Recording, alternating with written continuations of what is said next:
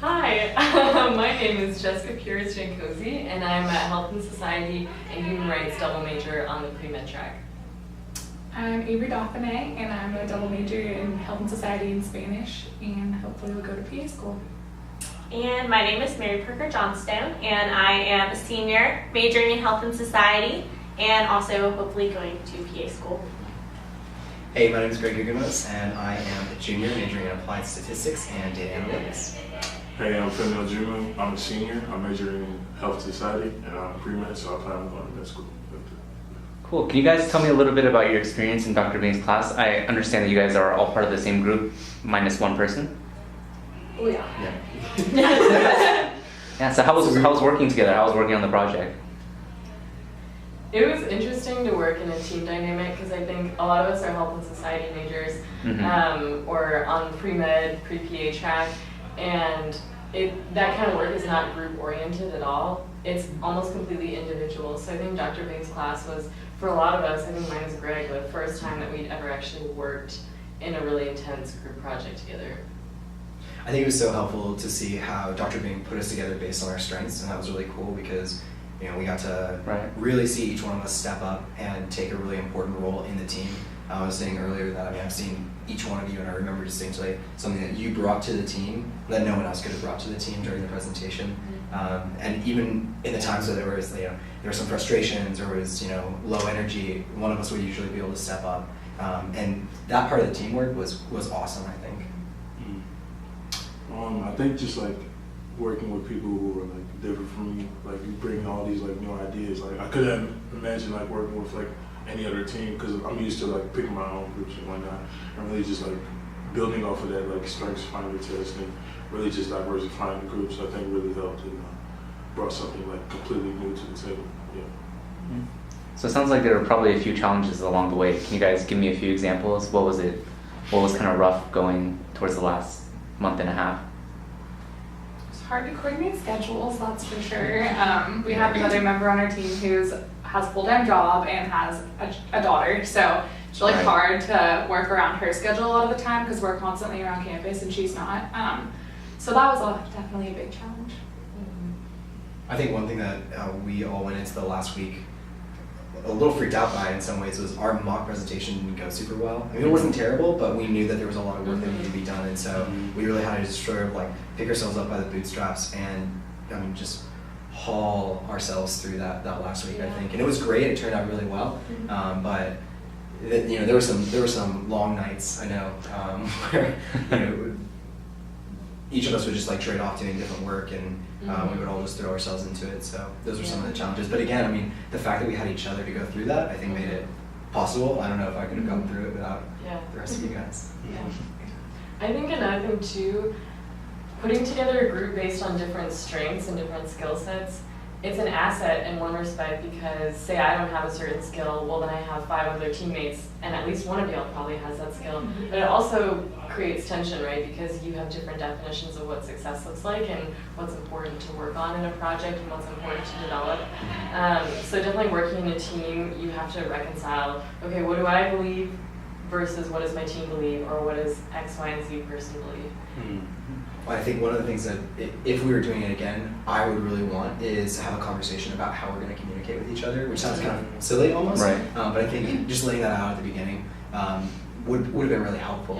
Because I remember a couple of conversations that were really good, throughout the project where we started to figure out how to work with each other in a better way, and that made it so much better. I wish we had just done it at the beginning.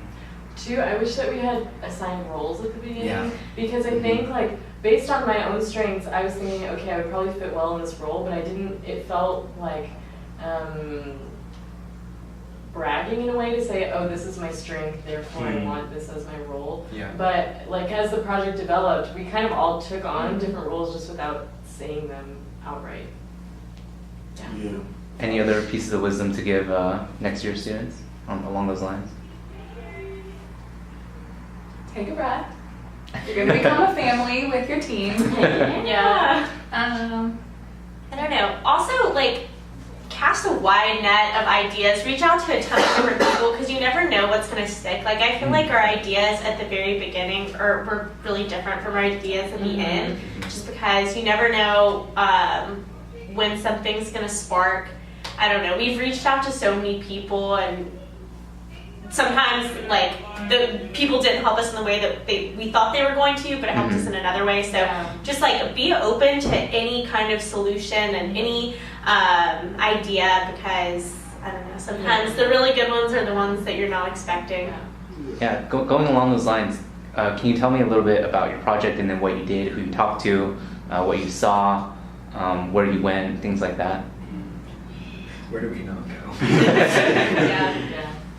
Yeah, I think we just started reaching out to different homeless shelters in the area to get a better idea, because we were trying to still build a relationship with UGM at the beginning and weren't given as much information, so we thought other organizations would be helpful.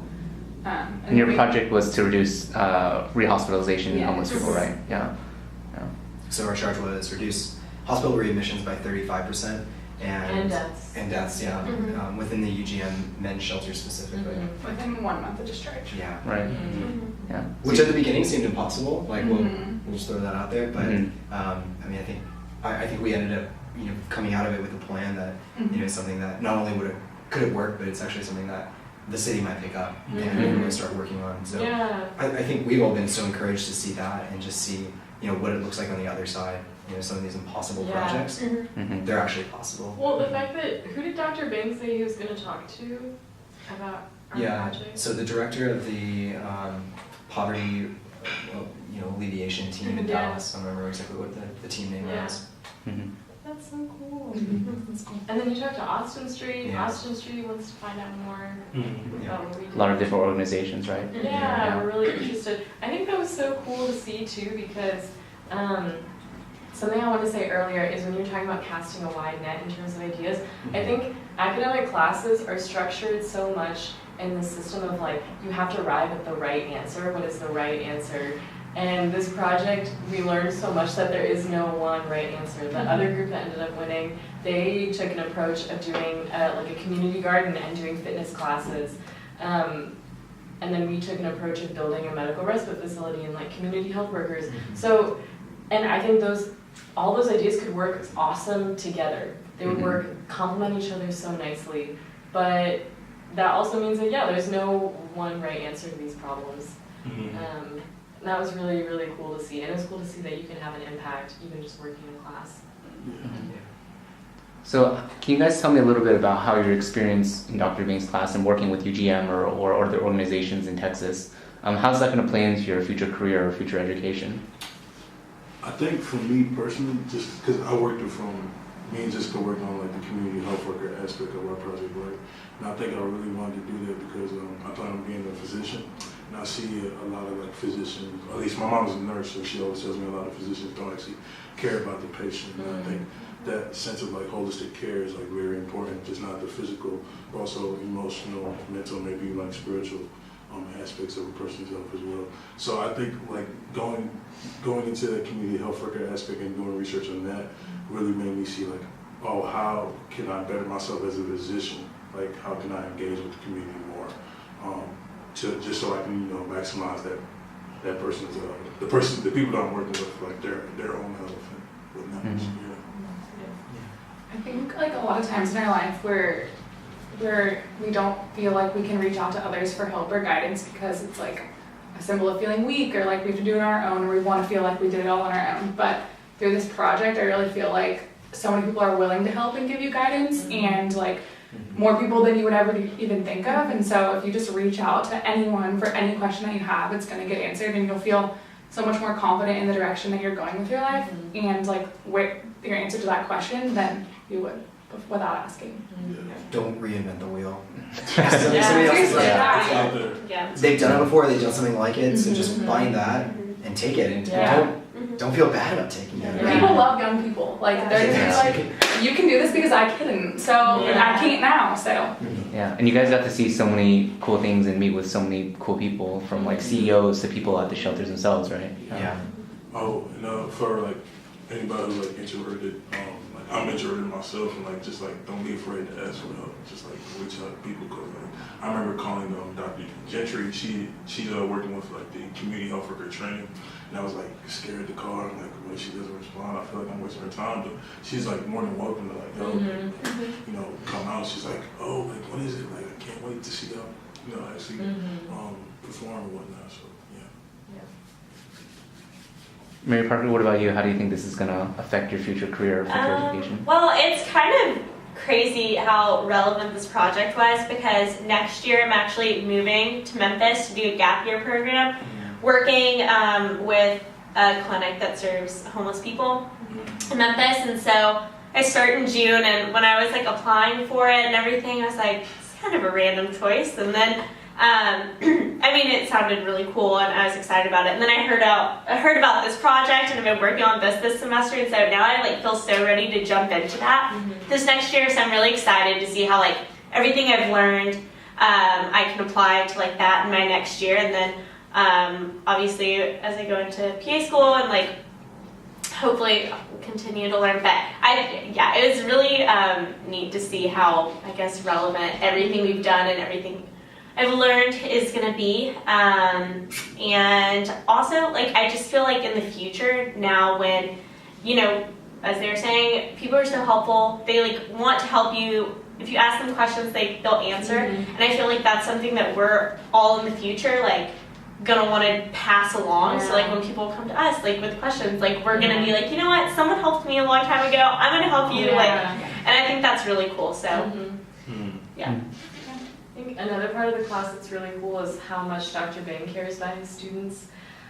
I know that I set up a meeting with him one-on-one because I have no idea what I'm doing after graduation, and that freaks me out. And so I set up a meeting to talk to him, and basically over the course of 1 hour, he like convinced me to go to medical school. Like just totally, I mean, I'm not 100% sure about it, but just the fact that he was willing to sit down and have that conversation with me and really find out what are my interests and what do I want out of life and out of my future. That was really valuable and an experience that I don't think a lot of professors would take the time to share with you. Yeah. Like we're in Dr. Bing's house right now. It's really cool. This is his house. This is his painting. And also just like for me personally, just doing the whole Insights project, just like seeing how he responds to me, like he's willing to like actually like help me out. He'll give me advice, like post a PDF and be like, look at this, or look at that. Yeah. Like that was like really helpful. Like I never mentioned that to him, but like that was really helpful. Just because I know like somebody else was like going through the same situation I was going through in a sense. Cool. Thank you guys so much. Yeah, appreciate it.